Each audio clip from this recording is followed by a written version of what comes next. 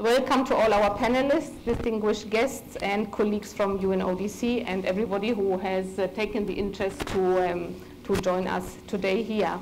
For this 9th of December, which already some years has been instituted as an International Corruption Day, but I think this year, this has a very special importance for India, because India has now also finally joined the club of the countries that has ratified, of the governments that has ratified the Convention Against Corruption.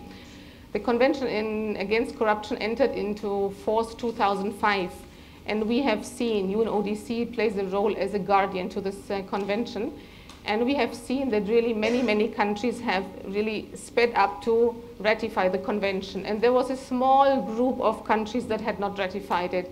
And since I've been here in the countries 2.5 years ago, we have had a lot of discussions with the government to look into promoting the ratification of the convention, and finally it has happened. Now, I mean, you know how the whole discussion has been about corruption this year, and we thought that today it would be important also to look at what everybody can do. We had launched before a campaign, No Counts Against Corruption, and this year our slogan is Take Action Against Corruption. For those of you who are not so familiarized with the Convention Against Corruption, which is a relatively thick document and written in a difficult language for the normal citizen, there are a lot of provisions in this convention, not only for the government, because usually we focus only on what government can do. So we thought it would be important to hear from other stakeholders of society what they will be doing now that UNCAC has been, the United Nations Convention Against Corruption has been ratified, because as I said, the convention foresees role for private sector, for civil society. Having said that, I would like now to give the floor to each of our panelists to expose in some 5 minutes how you envisage your role, of course, in your institutional function with regard to the full implementation of UNCAC in India. And the first person to whom I would like to give the floor is Mr. Arshi Kumar from the Vigilance Commissioner. We had an event last year together with you on the same day. And so this is very good that we have established this working relationship. So please, I think we are very curious to hear first from government what CVC will now do to implement fully UNCAC. Thank you. Can I have a mic?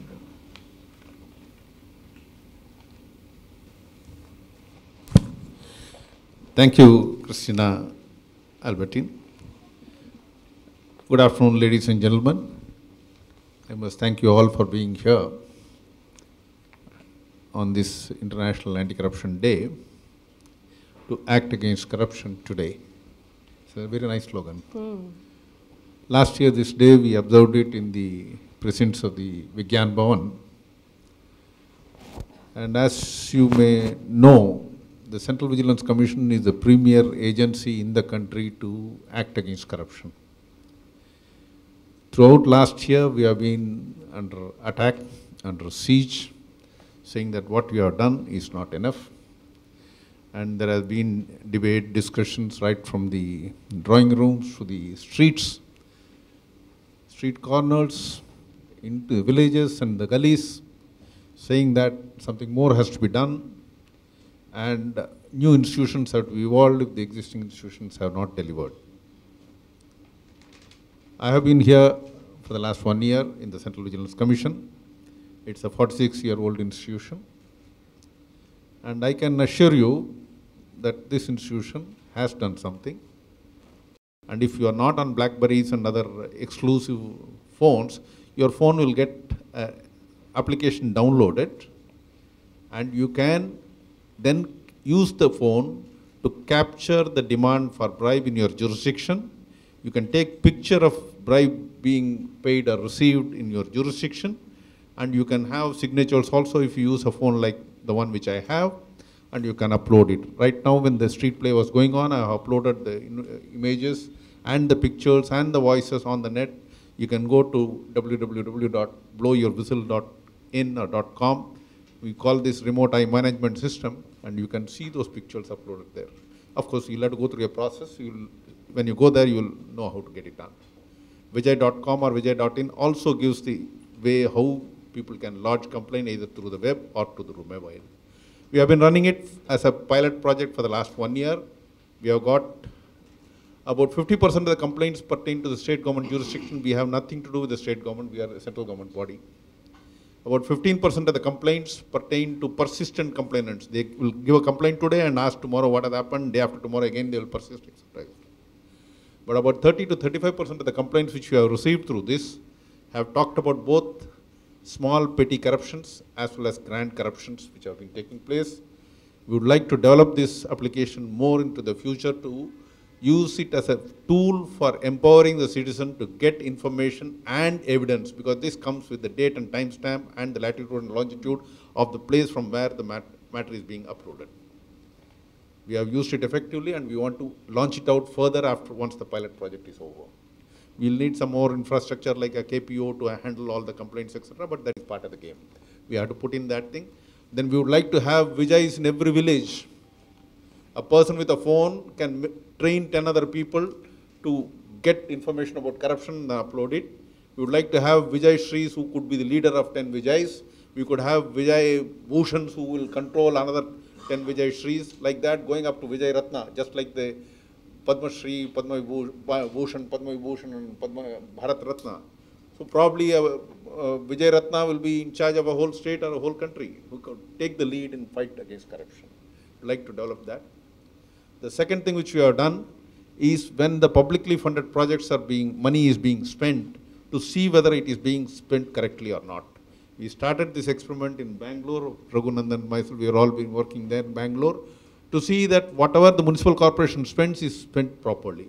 So just like you can take picture of the pothole, whether it is filled or not with the public funds which are being allocated for the purpose, we have been able to get about 66,000 projects of the Bangalore Mahanagar Palika up on the net for people to talk about, comment about, and see whether what the officials claim and what is actually happening on the ground is okay or not. We have used this now as a tool for the CWG investigation. I can now tell you that about 10,156 projects have been executed with about 17,693 crores by about 32 departments, and what has happened, etc., etc. One thing which has been striking in our investigation, that statutory compliances by these 32 different departments who did projects for the CWG have not been followed. Where TDS, tax deduction at source, has to be done, it has not been done. Where VAT has to be paid, it has not been done. Where service tax has to be paid, has not been done. Where works contract, cess and other things have to be paid, have not been paid.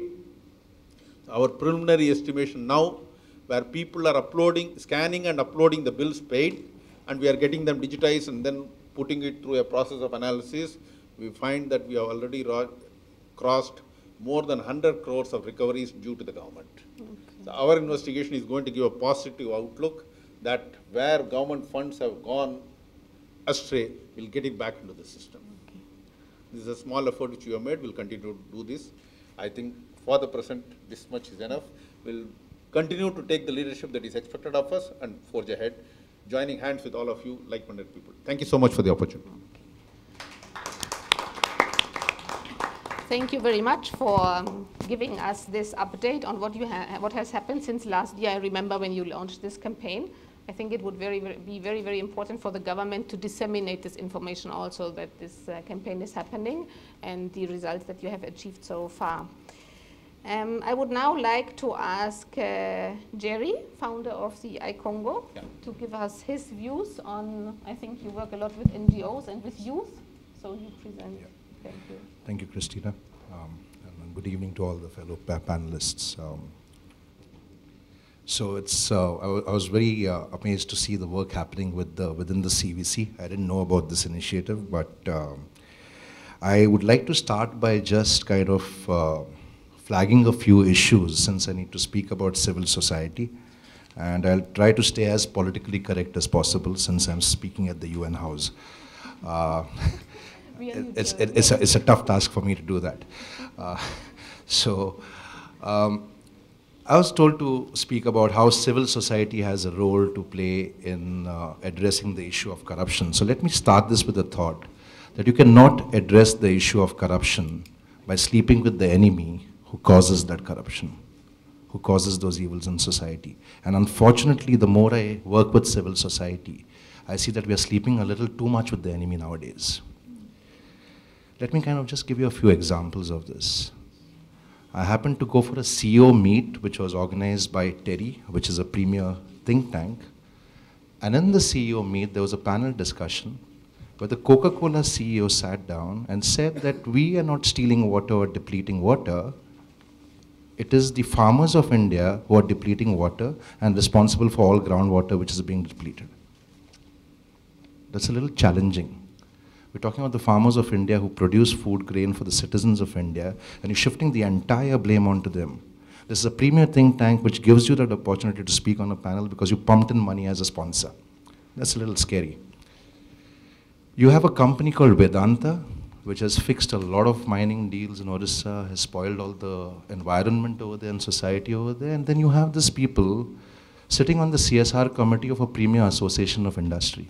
It's challenging. This is civil society at work. You have the Planning Commission as deputy chair, who instead of trying to eradicate poverty, says let's bring the poverty line below. And the entire National Advisory Committee, which is civil society, and I've worked with some of them, we've attacked the $2 regime, which was promoted by World Bank and IMF. And today when the deputy chair says that 32 rupees is the poverty line, which is less than $1, nobody attacks it. It's only after we raise the issue that the letter was finally sent to the chair to say, you need to kind of take your words back. So instead of trying to eradicate poverty, you try to kind of ensure that you kind of create a line where the people who are below the poverty line are not seen, right? So where is corruption not there then? Is corruption everywhere? What is India Against Corruption doing then? Is it really going to work? India Against Corruption sounds like a good slogan, but the point is it won't work until unless you empower the citizen on the street to fight corruption. So these are a few thoughts which I want to raise before I talk about the solutions that we are kind of working on. And the solution actually first kind of cropped in my head around a year and a half ago when I was speaking with Arvind Kejriwal in a forum. And every time I go to a passport office or the Ministry of External Affairs, where I went last to get my brother's visa endorsed because he's moving from Dubai to Switzerland now. And I remember the words my brother told me. He's 12 years my junior. And said, Jerry, please help me with this because I need to get these papers endorsed. Will you please go to the Ministry of External Affairs, catch hold of an agent, whatever the money is, we'll pay. I told him, that's not how I work. So I'll go there myself. I took half a day off. I went to the Ministry of External Affairs, stood in the line from 7:30 in the morning. The line did not move. There was a parallel line which was all the agents, you know, they have a big board outside which says, please do not entertain touts, right? And that was the line with agents. I won't call them touts for sounding better, yeah. But this line, the people who are coming in and going out, taking more papers and coming in, and inside there's a board again over there. This is the Ministry of External Affairs.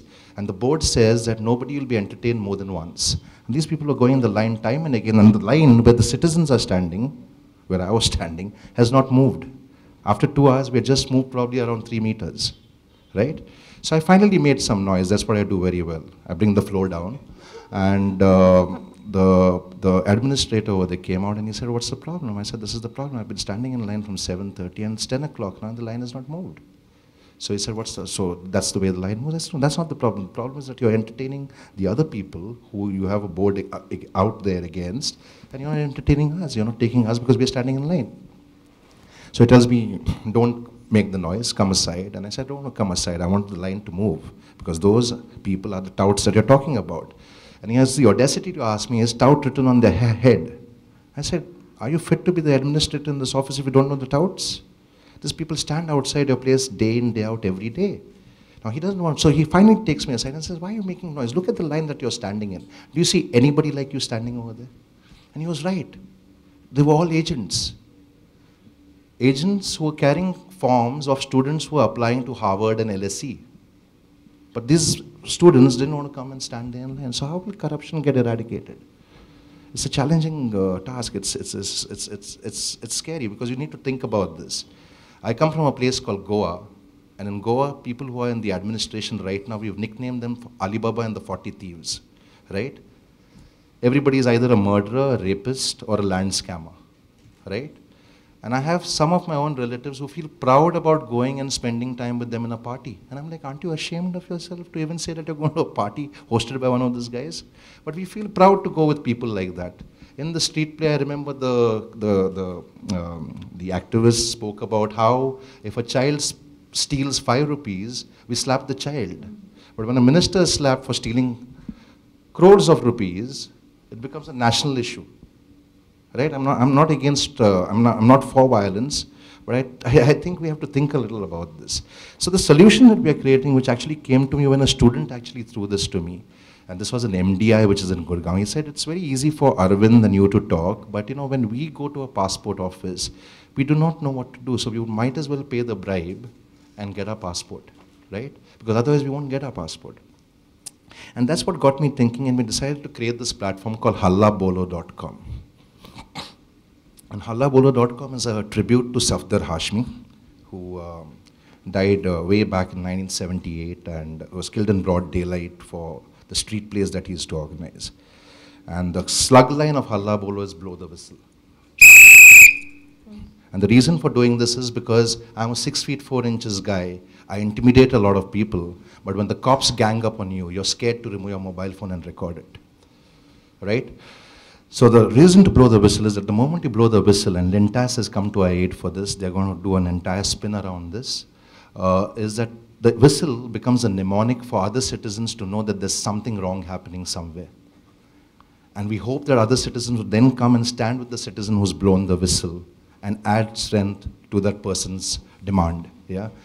I'm told now, after we shared this concept with various people, that there was a similar struggle which happened in the freedom struggle in Orissa, where a freedom fighter had distributed 500 whistles and said that every time you see an atrocity being committed by a Britisher against an Indian, blow the whistle. So the whistle is our first weapon.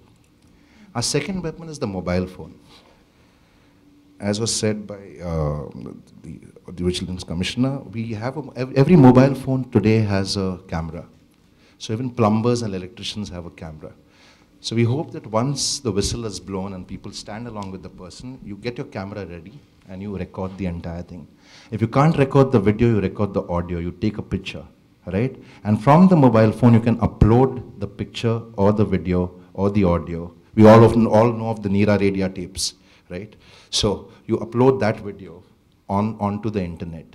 And the internet is the third weapon. So once it comes up onto the internet, then our volunteers take over. So we're actually recruiting volunteers from B schools who take those links and send it to the respective offices and follow it through, ensuring that action is taken against these wrongs. So that's what we are creating as Hallabolo. We're launching this with a small viral. We are using the internet very effectively, and we've called it the last bribe. Yeah, so it's every Indian paying the last bribe to government to say, you need to pass a progressive Lokpal. And in that last bribe, our demand is that Lokpal is not new, Lok Ayukta is not new. It is time now to actually kind of implement the citizen jury process also. This is not a demand which Team Anna has made so far, because somewhere I think they've chosen people from amongst themselves who would probably be people who would fit into the Lok Ayuktas. The citizen jury process was promoted by the Jefferson Center in the US. The UK is now working on implementing it in the UK. It basically says that you can invite applications from citizens at large, yeah, and then kind of screen this and choose who the ombudsman would be. Yeah. I have a lot of people sitting in this room, have the privilege and good fortune of knowing one such person, Mr. Bhargava.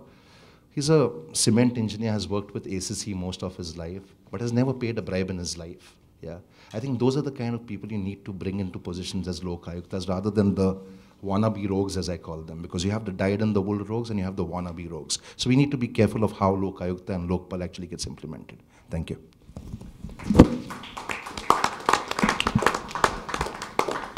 Thank you very, very much for giving us this perspective, not only from the point of view of a civil society, but I think just like a citizen, what it means to have to be exposed to paying bribes. After this, I would like now to invite Mr. Sen, the Principal Advisor of the Confederation of Indian Industry, to give us his views on how the corporate sector can contribute in implementing the provisions of UNCA. Thank you, and good afternoon to everybody. Before I talk about what we are trying to do since the last time we met in December at that major conference in Vigyan Bhavan, I'd like to raise some very fundamental issues, and then I'll talk about the corporate sector, because I think wherever I go, I mean, as such, we are always attacked, and therefore, we always are prepared. And in fact, I'm going to respond also to what JD said in regard to water, because that's an area also where I'm deeply involved with. My question is that why is it happening? Now, today, of course, we see a lot of instances of publicity. Media certainly has played a very important role in this whole matter, but why is it happening? Why are people feeling that we need to do something about it? I mean, this has been there all through. It's not only that corruption is there in India. I mean, I know that transparency is, I think we have gone down 5 notches. The 2011 survey that they made vis-a-vis 2010. But why are we all talking about it? I mean, because is it because only of the scams, or we feel very strongly that in our daily activities we need to pay some money? And let me also admit here that I may not have taken any money myself, but I've given money to get work done for purely legitimate reasons, legitimate work to be done. I've given money because without giving money, I would have, this work wouldn't have been done. Therefore, I think we need to introspect. I think one of the things I would very strongly recommend is that we need to think about the fact that we must take a stand in regard to, for example, if there's a traffic violation, we would tend not to pay the fine, but pay the policeman 100 rupees or whatever the amount is, and get over it. I mean, as such. Why don't we say, okay, you challan me and I'll pay whatever that amount is. I was recently caught by, didn't have the seat belt. So I went to the police officer and said that you challan me. Whatever amount I need to pay legally, you tell me. I mean, he ultimately didn't charge me, but fact of the matter is that I was ready for it. So I think we need to introspect and see that there is a role for us also as citizens of the country to play in this matter. Let me come to industry. Industry is invariably blamed for corruption. I think one forgets the fact that industry's contribution to creation of wealth and employment. And I think I would say with all humility that we have played a small part in the growth process that we see in our country today. As far as CIA is concerned, and I've spent my entire life working in CIA, one of the reasons being that it's I have considered it to be a very, very honest organization, follow good practices. We do not in any way support those who are greedy and who are corrupt. I mean, we don't support them at all. And we have made that we have said it publicly in the past also, that he may be a member, but if somebody is doing something wrong, then he must be penalized. I think the problem we have today in our country is the fact that we may have enough laws. I know several laws are now in the anvil, whether it's the Citizen Charter or whether it's the bribing foreign officials, whistleblowers, so many laws are, Lokpal also will come. But unless these are implemented, then nothing can happen. So there is a need for fundamental change in our whole thought process, and fundamental thing in terms of integrity. And we have been saying that the police and the CBI should be made independent, because of the fact that whatever the work they do must be independently done without being sort of influenced by their bosses. Now let me say that since the last 1 year we have been CIA has taken this matter very seriously. We've set up a task force under Mr. Adi Godrej, who is the president designate, who will take out the presidency next April. And we have members who are from different parts of the country. All important companies, including the public sector, they are also members of this. And one of the first things that we did was that we developed a code of business ethics for members to implement. And we said that, this is voluntary because we can't force anybody. We are a voluntary body. We can't force a member saying that you have to follow that. But we would be happy if you follow it. And several companies, we received several of these codes from companies which they have on their own. So I said, please have this. Look at this, and if you can implement that, it's a tough thing to do, because we are saying that you cannot bribe, nor can you take bribe. This is something that is very tough. And I suppose there are companies who, because of, not for reasons that they want to give bribes, but for exigencies of business, they have to give bribes. So we hope that this will catch up. We are getting responses from people coming up. So I hope this will catch up. Second is that we believe that, okay, whatever is happening now, we need to create a society which is good, that we are proud of. Therefore, we have been, since the last 1 year, I've been talking to schools, talking to colleges and the IITs and IIMs, etc., to include this matter, integrity and governance, as a part of the curriculum. And I'm very happy to mention, let's forget about IIMs, etc., or IITs. Several general engineering colleges are also running courses on integrity. That's a very good development. And we have said that, unfortunately, what is happening, everything that we talk about, we need to include in the schools. We talk about water savings, include in schools. We want to talk about communal harmony, include in schools. But this is also an area that we are saying. Third is that, we've got a very good professor who highly respected in the country, and we're going to do programs. We're going to expose our CEOs and other members on ethics and values. And we hope that, if we can get this message across, I would say that we would have played a small part in it. And added to that, we have already had 8 programs across the country, and places like Hyderabad and Lucknow and Chandigarh, etc., where we have invited youth in large measure. So on average, about 70, 80 people have attended our meetings, and we've had a very good panel. I mean, we had, for example, in Hyderabad, we had 2 people who stood for elections, so we know exactly what the whole matter is about. We had a serving police officer, we had a RTI activist, and we had an industrialist. So 5 people spoke about their sort of impressions and their views. Then we made several suggestions to the government in terms of simplifying regulations. We participate in policy-making matters, such as, we have said that as for natural resources are concerned, which is one of the major issues for corruption, this should be, there should be auction of natural resources. We've spoken about e-governance. We know what the benefits of e-governance is vis-a-vis the railways. So more and more activities that take place between the government and the public. If there is e-governance, then of course it helps a lot. We are coming out with a publication that will take a little bit of time on best practices. There are many companies, as I mentioned, there are many companies who follow good practices. There are very strict rules and regulations. They have their own policies, so we want to bring out a publication on that. We have started discussions, we have not progressed very much, but started discussions with Transparency International in regard to including the private sector in signing integrity pacts. So far, it's only been with the government and public sector, but they have been very keen that private sector should sign it. So we've started a dialogue with them, and we hope that we will have some private sector companies. And I think once that happens, and I would imagine for a company it would be beneficial, because somebody who signed the integrity pact, I would imagine would be favored vis-a-vis those who have not done it, because that's an advantage. Like NGOs being accredited, there is a benefit of accreditation from the donors and others. We work with international agencies at the OECD. We have been very deeply involved with the OECD for the G20 meeting, which they had in Paris recently, and also the World Economic Forum. We are the Indian partners in India. There was a session which Mr. Kumar attended in Mumbai when the India Economic Summit. There was a separate session on corruption, and of course there was a separate one as a part of the program. And my last point I want to mention here is that a lot of the reasons why I suppose there is corruption in our country is our system of elections and election funding and political party funding. So we have set up a task force with a past president as one of our chairmen, and we are now going around meeting various people, various government persons, whether it's some ministers or the Chief Election Commission, etc., recommending what some of the committees which have looked into this matter, that we have state funding of elections.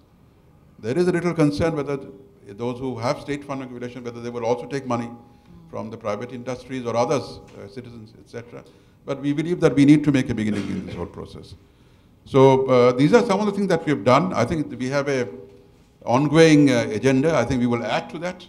And therefore, yesterday I was in Udaipur. I was addressing the Northern Region Council of CII and seeking ideas what we could do. And I was talking with Raghunandan. We traveled together from Udaipur this morning, and I was saying that we would always welcome, and there are scope for working. I meet Mr. Sri Kumar very regularly, and it's very kind to give me time. But what are the areas that we could work together? We would always be open to fresh ideas. And thank you very much indeed. Yeah, thank you very much for your presentation.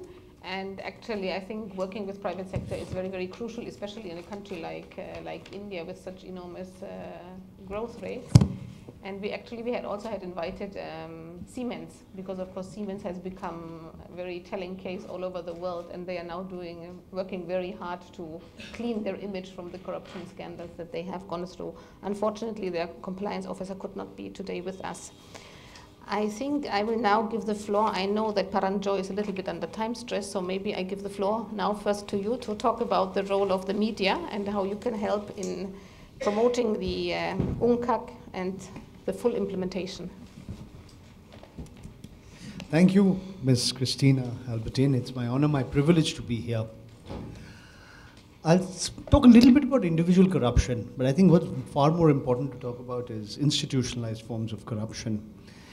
I don't think any of us have a simple answer to greed. You know, a man who has no shirt wants one shirt. After he has one, he wants two. Then he wants 5.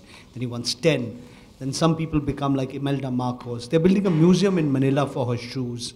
And Ramalinga Raju, he had only 1,000 suits. You know, it would take him 3 years, including a few Sundays, to wear one suit at least once.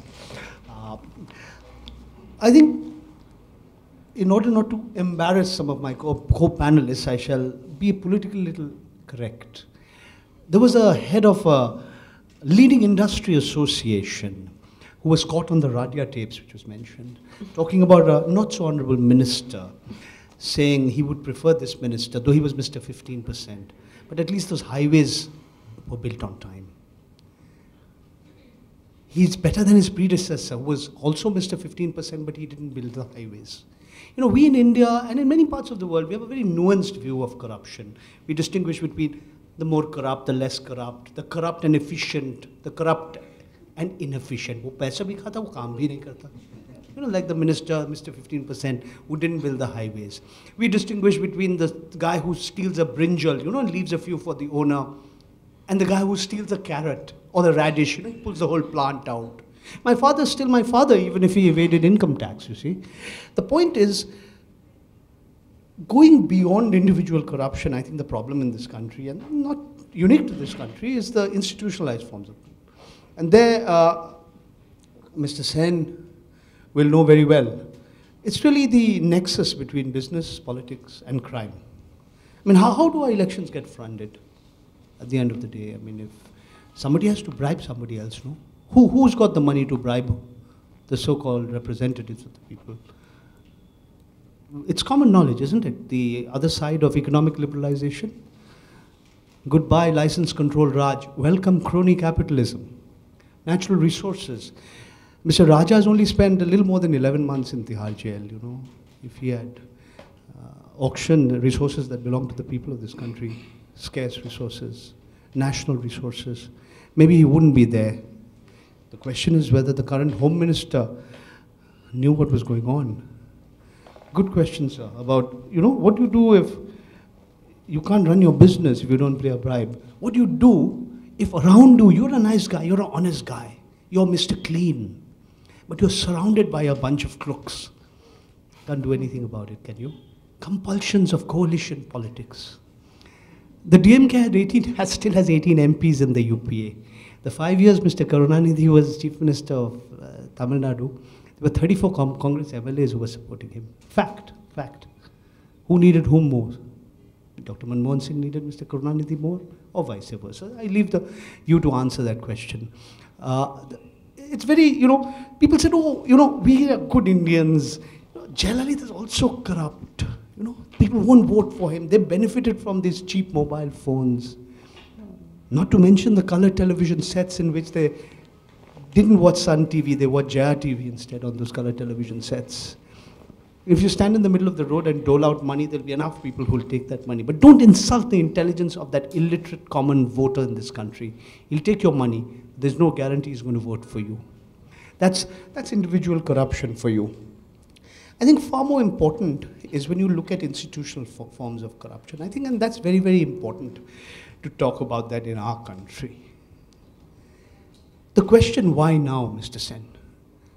Because things have reached a level which few could have imagined. We know the honest guy is mocked on.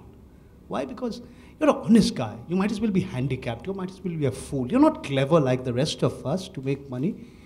No, why now? Because things got too brazen. 1,76,000 crores, says the Controller and Auditor General. That's 40 billion US dollars. That's not just the biggest scam in independent India. That's arguably one of the biggest scams in the world. But if you believe Mr. Kapil Sibal, there was no loss. Why is Mr. Raja in jail if there was no loss?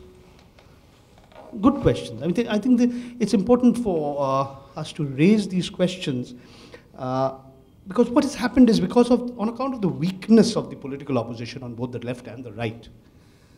And I need not be politically correct here. Nobody knows if Mr. Advani wants to retire. If after Mr. Advani, who's waiting in the wings? Is it Mrs. Swaraj? Is it Mr. Jaitley? Is it Mr. Modi? What happened to Mr. Yediyurappa?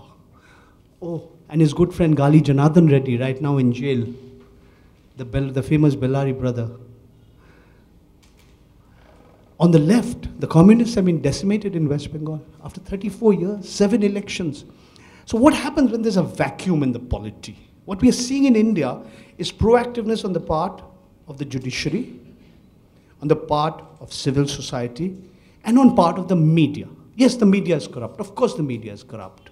Journals have got used to getting bribes, no? Right? There's an old saying, 1930, the British journalist from the Uncelestial City. It was Humbert Wolff who wrote this very famous lines about the British journalist, very, very applicable to the Indian journalist as well. He said, you can never hope to bribe or twist. Thank God, the British journalist. But seeing what the man will do, unbribed, there's no reason to. Now, there's a hell of a lot of corruption in the media. I know about that. We know for 11 months a report was not made official, but now it's official. Why was it official? Because the Central Information Commission insisted that Press Council of India make it official. The problem is, the other side of crony capitalism and liberalization is that we have very weak regulation. I'll ask a question to Mr. Sri Kumar. How many has the CVC, against how many government servants they have recommended action and no action has been taken? Is it 900, sir? It's much more. I'm so sorry. I underestimated that story. I mean, Mr. Sri Kumar is a good guy. He'd like to do his work, but he can't, you see. He can't do it. It's much more than 900. You can check out on their website how many people, bureaucrats and senior officials above the rank of Joint Secretary against whom prosecution and action has been recommended, but no action has been taken. This is one example of how we here in work. What's the way forward? The way forward is transparency. And this media, love it, hate it, the corrupt media, the dumbed down, sensational media, still has a little bit of hope. You still have a little bit of hope. Yes, RTI activists have been killed. The media can help society become a little more transparent. And if that transparency results in a slightly lower incidence of corruption, that's good. So I do believe that it's not, I mean, things are not hopeless. When I was making a documentary film on Janardhan Reddy, people said, "You're not worried about your children?" I said, "Of course I'm worried about my children. I don't have armed guards outside my home." But I thank myself. I'm happy I live in India, that it's Mr. Janardhan Reddy in jail. I mean, in the eyes of the public, what was Mr. Raja doing? Some of us had been writing about the scam even before the scam had broken out. Who would have thought he'd be 11 months in jail?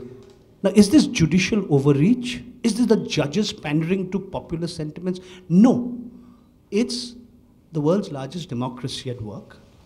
The fact that we are talking in the way we are, the fact that there is so much attention being given by ordinary people to corruption is a sign of hope. I'm not wildly optimistic that day after tomorrow we'll become all as personally clean as Dr. Manmohan Singh.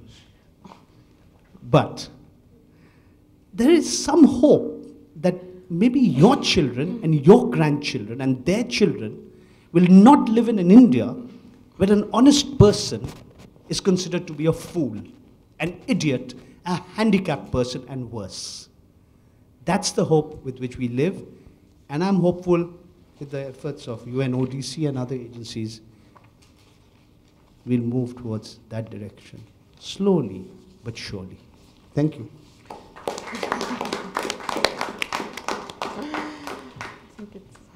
Yeah, thank you very much, Paranjoit, for giving us your views.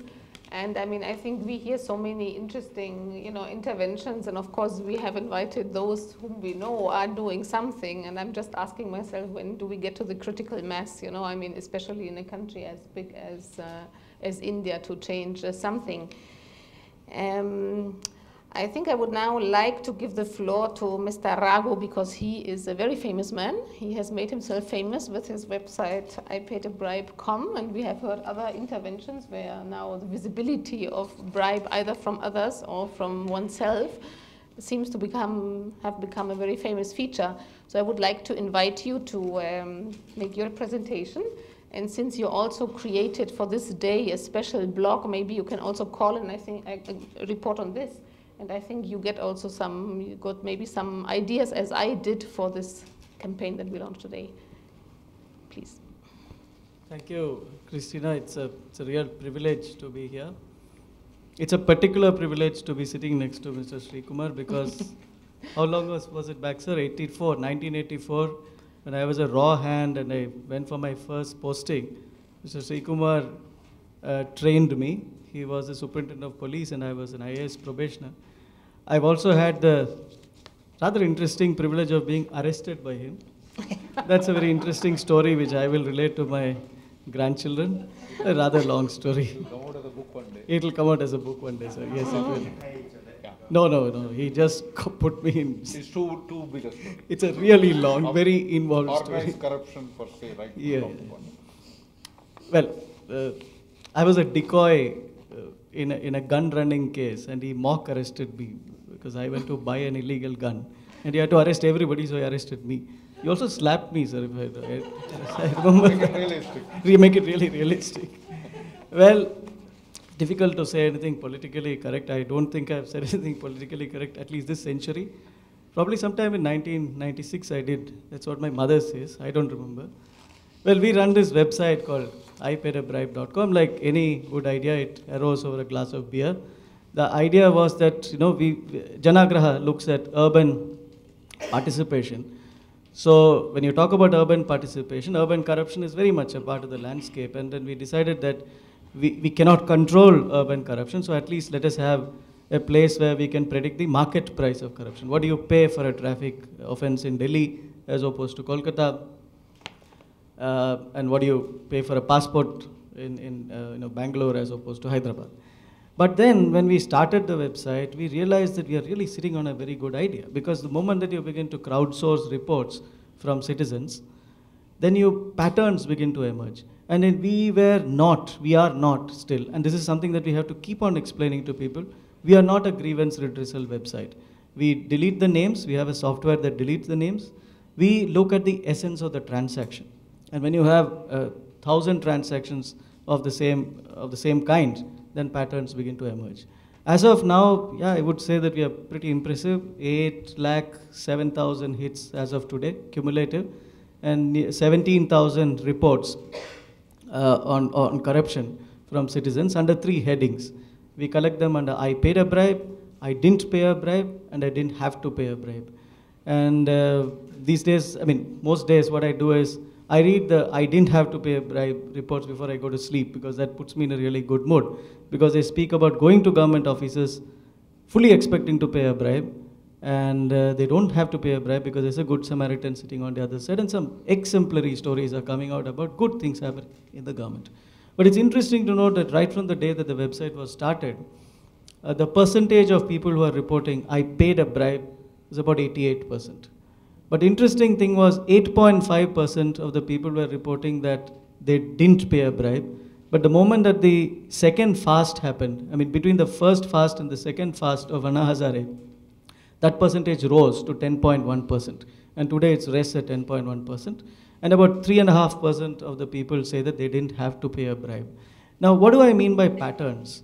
I keep telling my people that we don't aspire to be the James Bonds of anti-corruption, but more like the Sherlock Holmes of corruption, or even the Miss Marples of corruption.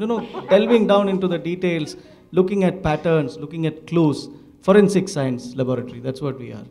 So let me just give you an example. We do what are known as deep dive reports.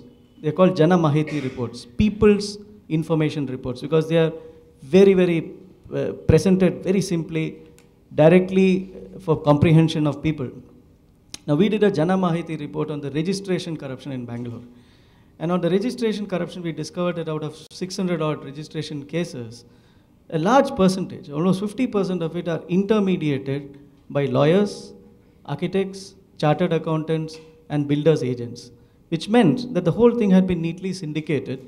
And the chances were that if you visited a registration office and conducted a raid, you wouldn't find a single thing out of place. And discovered that in a small department of 300 odd staff, there were 1,462 transfers, including in one post in the heart of the city where obviously it was a very lucrative registrar's office. There had been something like 12 people in 5 years holding the same job. Everybody got a chance. Now, what do we do with this information? One thing is to get angry, but the other thing is to actually get even. What we do is, we are a very small team. We have actually only 3 people, core people working on I Paid a Bribe. But we've got a huge number of volunteers. We got volunteers from IBM, people from the IT industry who want to make a significant contribution. And they are workflow experts. So they designed new workflows. What we do is, we've got traction with the government. There are good people in the government, maybe because I am an ex-government servant. But there are people who are willing to listen to us. But when we go to the government, we do not go with a problem statement. We go with a problem analysis, and we go with a structured solution. So the solution to this is what we call anytime, anywhere registration, which is that if all the registration offices were interconnected, you could actually complete 80% of your land registration transaction on the web. And you just need to go there only to do your final signature. Because again, an analysis of bribes paid on the website shows that most people pay bribes because of speed money. The other interesting thing is, unlike a citizen survey, citizen perception indexes of corruption are a very popular tool. But we are a daily 24/7 citizen survey. And we don't restrict the material that a person can write. So we get cryptic reports of 2 lines, and we get stories. And now we are working with the University of Suffolk in Boston, which is actually analyzing the reports for emotional content. Why do people pay bribes? Delving into the psychology. It's front-running research, and the initial research are very interesting. One thing people say that youngsters of today have no conscience, far from the truth. There are innumerable reports on I Paid a Bribe where young people say they wanted to get their license without paying a bribe. Their fathers, their mothers told them, please pay a bribe. This is India. Don't be impractical. Be realistic, and please go and pay a bribe. So bribe-giving behavior doesn't seem to be changing. In fact, I talked to people at various Anna Hazare-related gatherings, and while you see all this enthusiasm, it doesn't really translate into actually physically resisting corruption. Most people think that they can click on a Facebook page or click on a banner or wear a badge, and they have outsourced their bribe fighting to Anna, and then it's back to business as usual. And when they stand before the registrar's office or before a policeman demanding a bribe, Anna is not behind them with his hand on their shoulder. So the whole thing is to acknowledge that ultimately you yourself have to take the first step. For that, we've created a very interesting thing, which is again up on the ACT page. Incidentally, today we have launched an ACT page, a special page where we bring together a lot of material on the UN Convention Against Corruption. I must say, and I'm proud to say this, that we were probably the first website in the country to actually speak about the UN Convention. And this happened because I got some information, put a camera and recorded it, and within 48 hours a video of mine was on the website. And in a couple of months we had 53,000 hits on it. It just went completely viral. And we actually wrote a lot of blogs dumbing down the UN Convention Against Corruption. And now, on this, there are a number of blogs that have been contributed by UN. I've also written a blog. And essentially, I think, and this is where I think we need to build up perceptions. And I am talking to the Anna group that look beyond the Lokpal. In fact, we've had a series of roundtable discussions anchored by IPayedAbribe.com. And to me, the 3 quick big wins in India to look beyond the Lokpal: A, enlarge the definition of corruption under the Prevention of Corruption Act. This is probably one of the weakest Prevention of Corruption Acts. Out of 12 instances of kinds of corruption described in the UNCAC, only 3 are covered under Indian law. The private sector is completely exempt, Vicarious liability does not exist. We do not have an asset recovery law. All these have to be brought in. They are as important as the Lokpal. The second thing, let us enact a meaningful Benami Act. It is interesting to note that in 1989, we passed a Benami ordinance. It was considered so important that it could not wait for Parliament. A 2-page ordinance which became law, which defines what Benami is, which says that Benami acts are, actions of Benami are an offense, prescribes a punishment, and says that Benami properties will be forfeited to government by an appropriate authority, and then forgets to appoint an appropriate authority for the next 20 years. And now we are back to square one because that act has been withdrawn and a new act has been introduced in Parliament, which to my mind is a completely delaying tactic. Because the day that you forfeit to the government the property of a politician on Nepean Sea Road in Bombay, which is in the name of his driver, that is when the fund is going to start. So we need to have a Benami Act. And the third thing, which can be done with a very simple executive order, is a Prevention of Money Laundering Act. Today, under the Prevention of Money Laundering Act, there is only one empowered agency to investigate cases of money laundering, and that is the Enforcement Directorate of the Finance Ministry. Pure turf issue. Even the CBI cannot, if they investigate into misdemeanors by a government officer, the CBI officer cannot initiate action for forfeiture of money discovered to be laundered. The CBI has to write to the Enforcement Directorate, get permission of the Enforcement Directorate, and therefore it's no wonder that in the 6 or 7 years that the Act has been in force, only 560 crore rupees have actually been forfeited.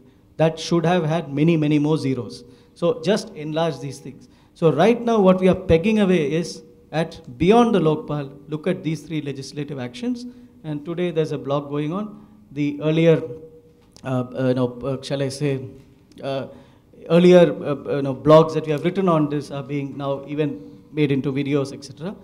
And we are going to go in a very big way on this. But these are small, non-glamorous things that really need to be put. Now, what's the future for us? The future for us is really to get into specific sectoral areas. And hopefully in the next 3 months, we are planning to launch 2 new, shall I say, vertical websites. One is ipayabribe.com/NREGA. Now, so far we've been urban. NREGA, we want to get into rural. We have already sent the proposal to the ministry. No money required from the ministry. We've created the drop-down menu. We are working on the language application, and we've got a mobile reporting system. Because if you're going to rural areas, nobody can come onto the website. 58888 bribe, and you can give in your report. That is one area. The second, a very interesting thing, doctors have come and said that they need to have an I paid a bribe kind of an approach for medical ethics and corruption in the healthcare system. So that will be ipayabribe.com/healthcare.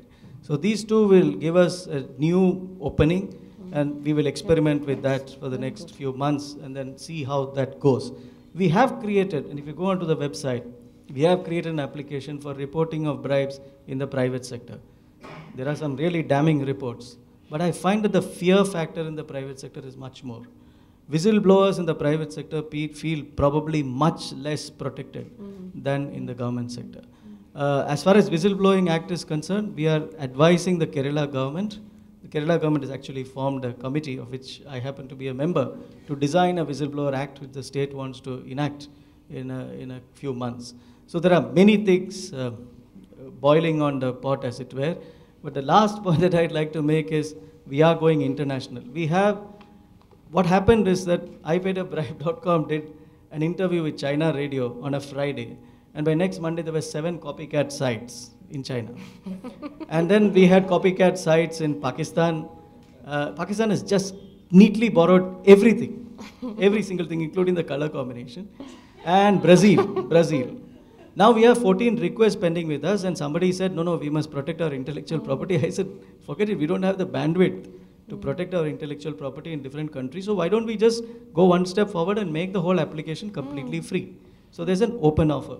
The open offer is that the ipayabribe.com software is completely free, available, only if for 3 conditions. A, let's retain the name, ipayabribe.com /country name. B, generally the same look and feel. and see once a year we get together in what we call a crowdsourced coalition against corruption. CCC, a crowdsourced coalition. We are probably going to sign this. We've already signed this with a partner in Kenya. The software is being given to them. They are dealing with it, customizing it. And probably the next will be with Transparency International Bangladesh. They're very, very keen to run it. So we have now 14 requests pending from various states, from various countries. We went to lawyers and then we went back. We said, no, sorry, lawyers are going to complicate this with a lot of whereases and wherefores and force measures and all that. So we said, no, forget it. Keep it a very simple document and the software is going to be available free. All that I can say is that this is a very stressful thing. We're learning a lot. We keep making big mistakes. We stand united with the UNDP, with the UNODC and with all UN organizations to actually push this message. I personally think, and my team, I have told them that we really need a more nuanced approach. Lokpal is great, but Lokpal is after the fact. We need prevention. And if you need prevention, you need a basket of interventions. And to my mind, even on the prosecution side, these are the 3 big wins. Nobody is talking about it. Whatever you want us to do to take this message and create public pressure, I think we should be doing. I think we are going to have a Lokpal bill. Introduced in Parliament today. Which one? The Lokpal bill. Yeah. So we are going to have a Lokpal bill. There might be a few differences on the margin about its scope, ambit, etc. But as everybody knows that issue. We are not going to debate that. But these 3 matters. No, fair enough, sir. But the point is that these 3 legal issues are not being discussed. The Benami Act, enlarging the definition of corruption, and enlarging the scope and ambit of the Money Laundering Act. And I think these are the 3 things that we need to do.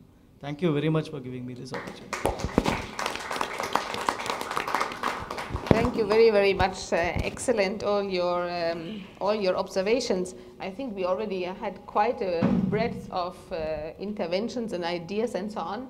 And before we go to a little question and answer or discussion among panelists, maybe now we would also like to hear from UNDP, and I will say something later on UNODC, on how UNDP can help in implementing UNCAC in India, or what you have been doing here so far. Okay, thank you. I think that since the last commemoration of the International Anti-Corruption Day, there has been a number of uprisings around the world, and mostly in North Africa and also in the Middle East. And all that is due to lack of democracy, transparency, accountability, and all that caused all this uprising to happen. And this is a wake-up call for any country to take an urgent action against corruption. UNDP over the year has made significant strides in combating corruption that had deprived millions of people worldwide. And also, we have also been in the forefront of mainstreaming anti-corruption measures at almost every sectoral level. We have also been the leading role in opening having an open discussion on curbing illicit financial flows in the world. And I've listened to all of what you guys have said so far. I come from a small country in West Africa where they don't have all that luxury of speaking freely and doing all the things you guys are doing. Last month, one of my classmates, who is a journalist, started taking videos of all the shady deals that the police does when you go apply for your passport. He also put a camera at the customs office where they make the deals with the custom people coming with the goods. We are landlocked, so customs is very important for us. And he put it on his website. And I think in a week time, he got like, I don't know how many millions of hits. And the middle of last month, he disappeared. And last week, they delivered the body in front of his house. He's dead. So India is a big democracy. And you guys are lucky to be in India. And that you've also ratified the convention. My country hasn't ratified the convention yet. And you know, the irony is my country's name is called Burkina Faso, which means the land of integrity. Right? So you know what I mean. Yes. Thank you very much. There are special recommendations for the government, and I hope the Central Vigilance Commission takes some of the suggestions that were mentioned here home to look at it, like the services for people that have to be there, the public services without having to pay a bribe. I also heard about the need to reform the election system, I think very important. And and of course then all the other panelists have talked about making corruption more visible, and then hopefully then through that getting a change. As I said, I think we are a very selected group, probably more educated, we have more educated, more informed, and I think we need to reach a critical mass to really come about a change. I would like to offer to you, for all of you who generate data on all your vigilance that you are doing, I mean, use UNODC, use UNDP, we work together under a memorandum of understanding. If you do some analysis of your data, we would be happy to report it on our website and make this public. I think it's very, very important to follow up also to your initiative. Of course, you mentioned some numbers. One has to see that over the time and also what impact it has. It has to be more than just the pure monitoring and reporting, but what impact, what change does it really lead to? I think this is very, very important. UNODC came into the play with the Convention Against Corruption because in one of our governing bodies, actually the discussion started on having such a convention. We are very happy to have here also Mr. Michael Platzer, who used to work for UNODC, and actually he used to work for, it was called before the Center for Crime Prevention and Criminal Justice. And I think at the heart of this commission, actually, the idea arose to have a convention against corruption. So this is why UNODC has a special role as a guardian to this convention. And there is something very special about this convention because member states or parties that have ratified it, they have agreed upon having a peer review mechanism.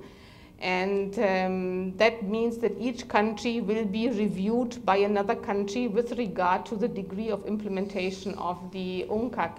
And I just would like to say with regard to India, the government of India has always said we only ratify when all our provisions in the law, in our system are in place. Other countries just ratify and then forget about what is happening in the convention. So this is a very good approach.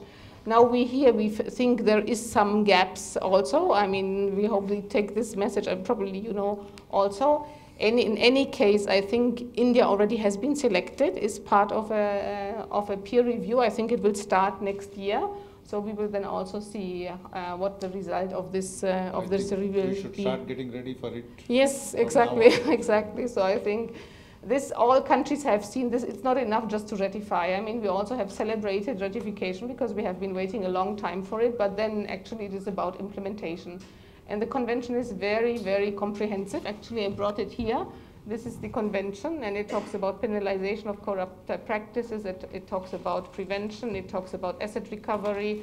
And this is all obligations that countries that ratify it, they contracted by ratification. So it's a legally binding instrument. And it's very important that there is some vigilance over it. And this now has happened through this peer review mechanism. Well, after having said this, I would now time is already, we have dedicated more time than we originally had planned. I would like to invite, if somebody from the audience has a question or would like to make a comment, we are welcome. My name is Mukul Bhagar. Today, unfortunately, my day started with the news.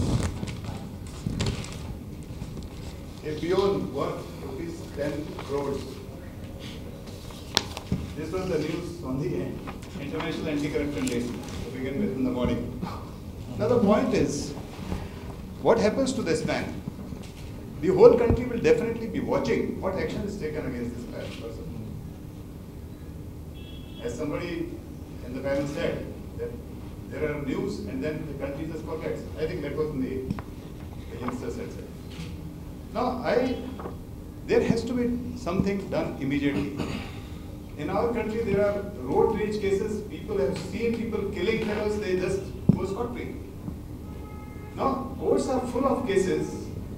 These will come down from crores to thousands if only we take action in 1 or 2. We start taking action in 1 or 2. At least, which sets an example for others. That any peon will think 100 times before taking a bribe if this fellow is put behind bars for 20 years tomorrow. I believe that everybody is born honest. So one thing that is required as a precaution is good education. Some of us are very fortunate to have studied in schools where we were taught there is something like God. Every action that we take, God is watching from somewhere. This is not the case in our education system today. Of course, there is no educationists here. I am just leaving this to the panel members. Thank you. What India has got CBI fast-track courts, and they are actually tasked with these. I had an opportunity to talk to some of these CBI fast-track courts, and one thing I can tell you, they are hand-picked people of the highest level of integrity. What seems to be happening is that the investigation process, the prosecution process is so slow. In fact, I thought that there's probably a slack in the sense that, the usual delays in court, that they give adjournments and so on and so forth. Not true. Actually, it kind of removed the scales from my eyes. CBI courts are really doing exemplary work. I think where we lack is our prosecution, our investigation and prosecution processes are extremely slow. Now, in the case of this kind of corruption, or white-collar corruption, it's not so much of physical witnesses as paperwork that needs to be examined. Like, for example, if a peon is corrupt of this nature or something, or if there's a more sophisticated corruption case, you cannot believe in some of the cases, the documents that are required to prove a particular case can fill a room. And each document has to be sworn to by a witness, accepted, and so on and so forth. Just doing that takes 10 years. So, just this case. No, so even in this case, one does not know the facts of this case. But generally speaking, I think something very serious, and I don't know what, but I think something very serious has to be done on the investigation and prosecution of criminal cases. Now, what's happened is, the Lokpal bill, whatever form, says that there's going to be a time bar, that it has to be done within 6 months. Honestly, I think it's just a flight of fancy. In practice, it's just not going to happen unless, the good thing will be that if such an amendment is made, then at least that will prompt the downstream changes which are required to speed up prosecution. But you're absolutely right, this has to be done. But there's another point, that detection and punishment of corruption is in every country a costly and time-consuming process. I would imagine that if the same amount of effort, I'm not talking about this particular case, but if the same amount of effort were to be put in preventive measures, then in that case, it's actually much better public policy. Take the case of income tax corruption. Completely come down as far as a normal return is concerned. Why? Because you can file your e-return and your refund comes in the bank. Gone. Whereas had you just constituted a special ombudsman for income tax without cleaning up the system, it's like catching mosquitoes without trying to drain the swamps. It's much cheaper to drain the swamps than to kill every mosquito.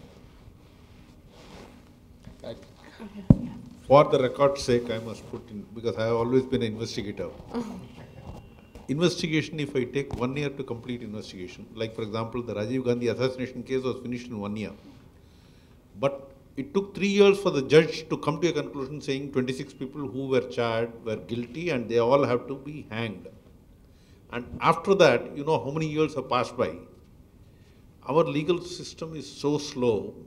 We have to give all concessions to the accused because we have to prove the matter beyond all reasonable doubt. And so there are so many processes going on. Not a single person has been hanged from 91 to 2011.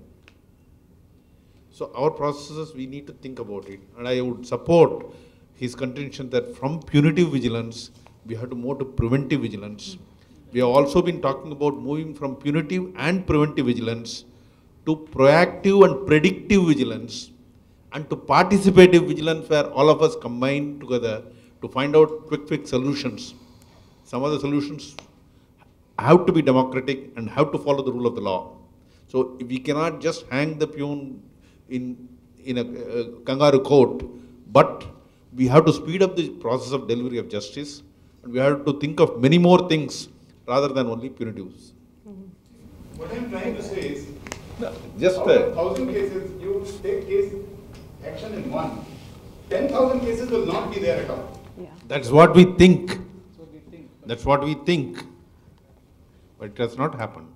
It doesn't happen. Okay. Any more questions, comments on? I have heard the issue of education, which goes very much to values. Somebody saying, this is India, paying a bribe. I think there also something has to happen. At least this is something what I have heard in other countries. Please. Thank you. I'm Joe Phelan. I know some of you. I'm from the International Business Leaders Forum. We're 65% funded by companies for transparency. Put that out there. And like some of the people in the room, we're working with business to reduce the risk of corruption in India, like my friend from the UN Global Compact and CII up there. My question is, we've heard about the different elements, the strengths that India has in fighting corruption, free press, technological innovation, strong judiciary. I feel sometimes those are used as an excuse not to act. So it's like setting fire in the basement because the house is insured. It's fine. It's not fine. Do you think the window is closing on this opportunity to fight corruption in India? Do you think we're running out of momentum? Do you think it's going to get harder, not easier? I think I'm an optimist. I continue to be an optimist. The internal and the external forces will join hands together to fight it to the finish. The internal forces, there is so much of talk about corruption everywhere in the street corners. That's not going to die down. It's going to be there. And the external forces like the ratification and the internal review mechanism, peer review mechanism, which is going to come in.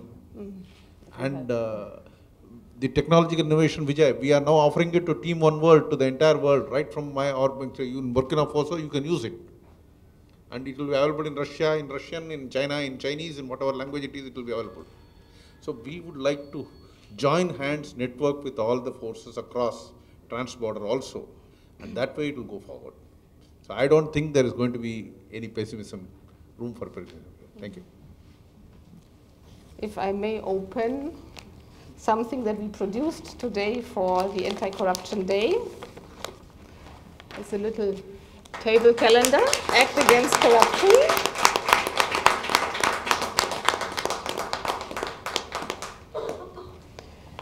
And before closing, I would also like to thank some people. First, of course, I would like to thank Central Vigilance Commission as part of government to join us here, and UNDP as knowledge partners.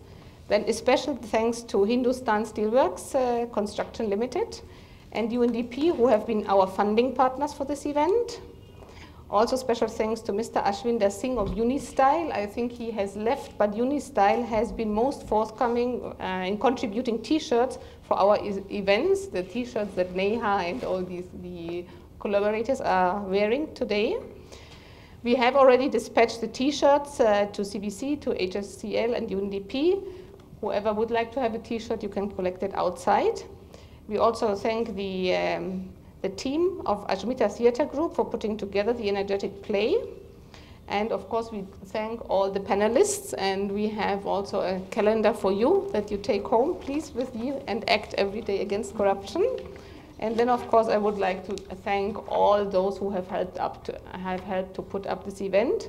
And I thank you for your patience, for coming here. As I said, we are a very selected group. We want to make this bigger, the event. So probably next year we think about something else. And please, when you have ideas to work on anti-corruption together with us, I think you have to make use of the UN here. I think I speak for UNDP and for UNODC. We will be very happy to organize events together with you, to work together with you. I mean, corruption also goes across borders. Monies are moved across borders also. So please make use of us. The UN is a big organization here, and we are here to help the country to prevent and fight corruption. Thank you very much. Thank you.